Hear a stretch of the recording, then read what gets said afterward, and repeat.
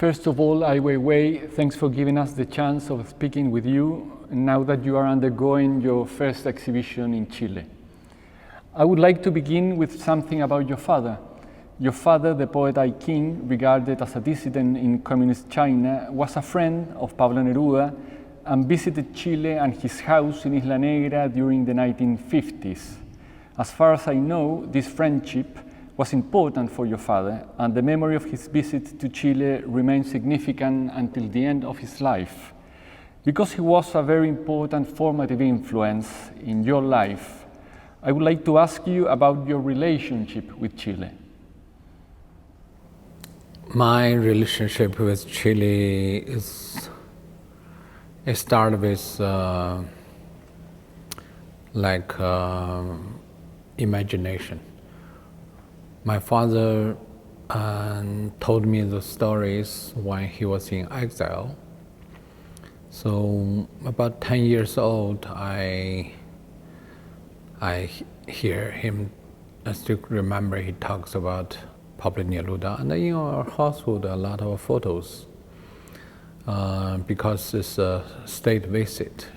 They take a lot of photographs, and those photographs have a strong impression about the nature, the people.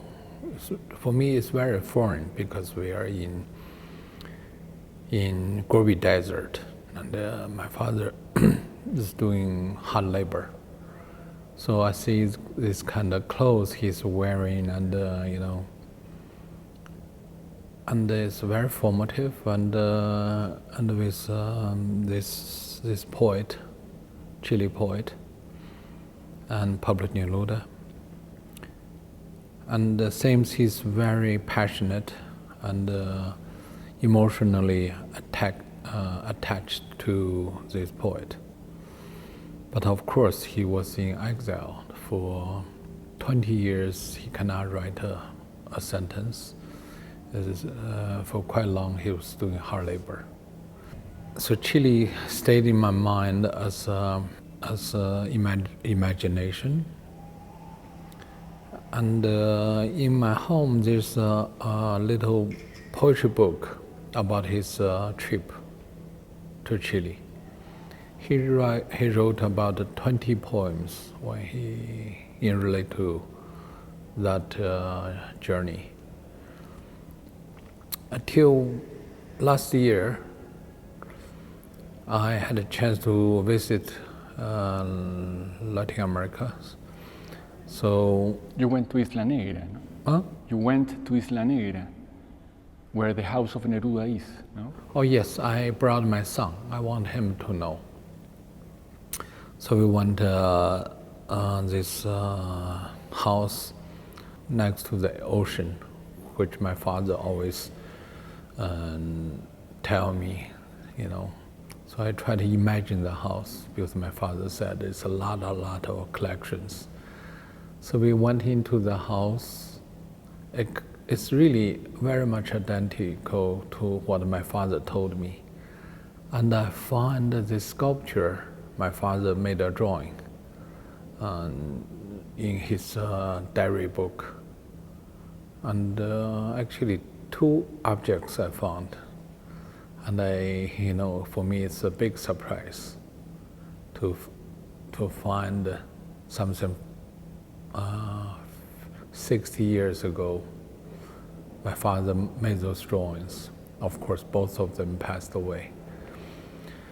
And also I visited this Pablo Neruda's archive, foundation. They also have a lot of materials of photographs of Neruda and my father. So those things, for me, it's very interesting because think about South Americans' relation with China, and especially in communist China, there are still those third world nations are under the oppression of the capitalism, and so they have some kind of sympathy, or to see as some kind of allies. Let me move to another thing. Your father wrote a poem that says, "Every wall is nothing but a vestige of history that no one cares to remember." A few months ago, you made a work in New York titled "Good Fences Make Good Neighbors." Is there a connection between your art and your father's poetry, or generally speaking, a connection with poetry and literature as such? It's very hard for me even to be very clear about this. I think the literature or poetry certainly influenced me. But how it influenced, I really don't know. It's I never write poetry. I do writing in different styles, but not really poetry. And I would say literature and poetry's strongest influence to me. Some time ago, you said that art is not an end, but just a beginning. Could you tell me what you mean by that? I think art is never about to establish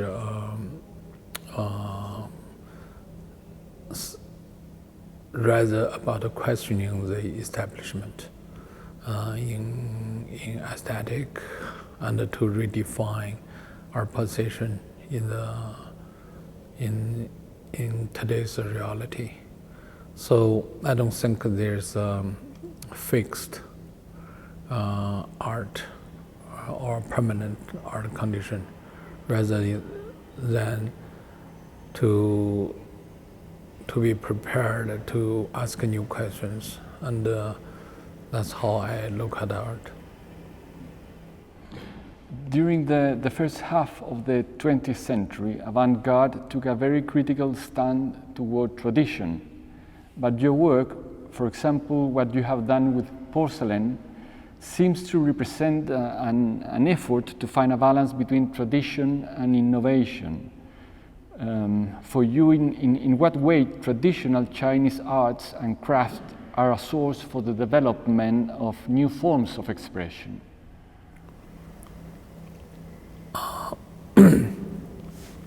So, because maybe art functions different way in the West than in the East. In the West, art could be religious art, or later Renaissance art is all about so much in relating to the movement of human society in the way. So even the early 20th century art is so much related to scientific development and other issues in the development. But in the East, the art always seeing as a continuity of what has been done in the past. The knowledge, the skill, and the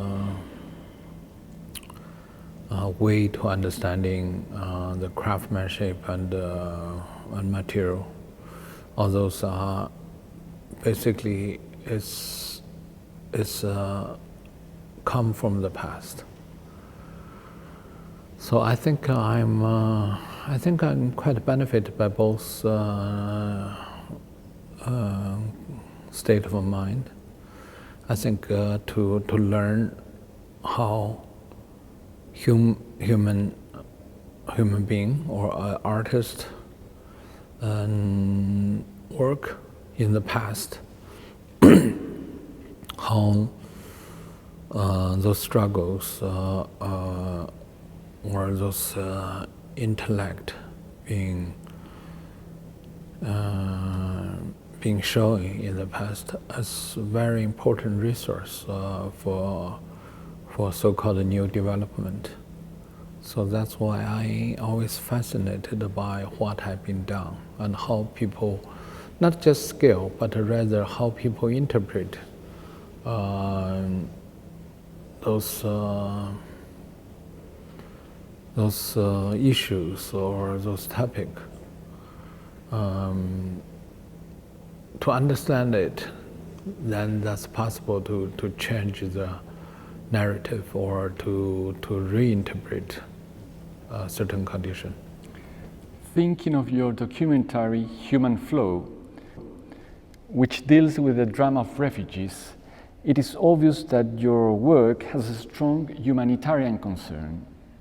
This leads me to ask, what do you feel the relationship between ethics and aesthetics should be, and how to avoid the risk of reducing art to the single role of a moral forum? I think if you think about contemporary art, it can break any rules. So why should we worry about to just reduce so-called ethics to moral or reduce aesthetic to ethics? Come on, we should not fear about anything, right? There's no boundary or border for how should we practice. I think the pure, so-called pureness about art or aesthetics is simply a bourgeois idea of the 19th or 20th century. Art for art's sake, which I think is it never been like that. Even that idea shows a strong political gesture. I think it's basically, I think it's a lie. Art always reflects human struggle, always reflects our state of mind, and that always reflects our philosophy. So I would never worry about it. I think art should relate to humanity, human rights, freedom of speech. Those are very fundamental stones for art can exist. By now, you have become a public celebrity. I mean, your use of Instagram or Twitter is voracious, that you mix everything from dramatic situations to ordinary ones, from public issues to intimate moments. How do you think that social networks or the universal and instantaneous accessibility to photography by smartphones have changed the way critical thinking is carried out and contemporary art, especially your work, is produced and received? Here, in dealing with two issues, one is so-called contemporary art. And now we talk about contemporary art, we only talk about what has been made. And, through university education, through some kind of popular aesthetic judgment, normally, but there's no limitation for so-called contemporary art to explore. Otherwise, we cannot call it contemporary art. Even contemporary politics or contemporary anything which never followed any kind of doctrine or formula. So to just think contemporary art has some kind of formula is ridiculous. It's really market thinking or some kind of mainstream. My practice is now come to my practice. My practice is never really designed. It's never really a strategy, but rather as an individual who has some art skills, loves poetry or maybe I couldn't even define. Maybe fascinated by art practice. With certain kind of knowledge about both East and West, classic or modern. And but focus on the issues of contemporary men or women's daily life. Could be political, could be personal, could be language problem, could be some kind of argument in aesthetic or moral or even philosophical conditions. So all those mixed, and in dealing with very specific questions, could be earthquake, could be migration, could be a judicial case, also could be one article or one common trend design. So I never really care about contemporary art or not. It's a person's practice, I think, with openness and honesty and indirect confrontation. So as a result, certain so-called product come out. We call it artworks, but it could be a painting or could be an interview or rarely to be a painting actually, installation or wallpaper or maybe a film or maybe a video piece, or most effort I made in past 10 years, which I had my major exhibition since 2014, so it's about 14 years of practice. Most effort, 90% effort I made is on internet. It's not because I want to relate my art to internet. It's just I'm interested in the phenomena of internet. An individual can acquire his own knowledge and information and communicate independently. So that never happened in China, and I think never happened in the human society. So only when internet become technically provides this kind of possibility. So as a result, people start thinking, this guy getting maybe well known, but that's not what I'm interested in. I don't care, I appreciate the effort people can see or can be aware of what I'm doing, but that's not my purpose. My argument is always valid.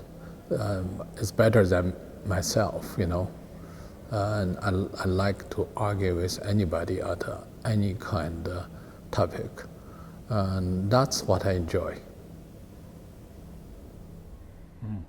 Bringing things again to contemporary art, I wonder who are the artists, dead or alive, that inspire you? Have they changed over time? Duchamp seems to have been important when you live in New York. Do you regard him as an artist relevant in the context of your new concerns? At the beginning of my practice, of course, there are certain people who I feel they're more relevant than others. One I've been mentioning is Duchamp, because it's not about his work. It's once again he put the so-called art to serve the mental activity rather than visual presentation. So I think that fit into my understanding of the art. He said he's very much influenced by poetry rather than art. He said he hates French sentence about a stupid as artist, which I totally agree. I think most artists are stupid. Maybe because they are stupid, they become artists, and maybe because they become artists and stupid, they are valuable. So, this is could be contradiction. But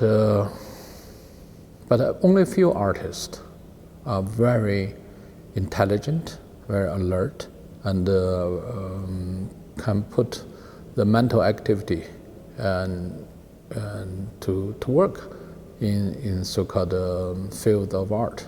Very few. Thinking in Latin American art, I mean, which despite its quality, is placed more or less in a marginal position in the art world scene. Do you follow any Latin American artist? I never followed, I'm sorry, it's not, I never followed a Latin American artist. I generally not followed any artist. And, it's very, very often, there's not much to say there. Last question. Could you tell me which of the works exhibited here in CorpArtes is most significant? In here? Yes. You mean in my work? Here, in this exhibition, in this particular I don't exhibition. think anything is significant. In my studio, I don't, like any other artist's studio, I don't show any of my work. Because I simply am not interested in my work. I'm always interested in the next work, because the next work is always attractive to me. Once it's been done, for me it's not so interesting. So. Okay. Ai Weiwei, thanks for your time. Thank you. It's so far it's the best interview I did. I did 4 or 5 today, but none of them are so interesting.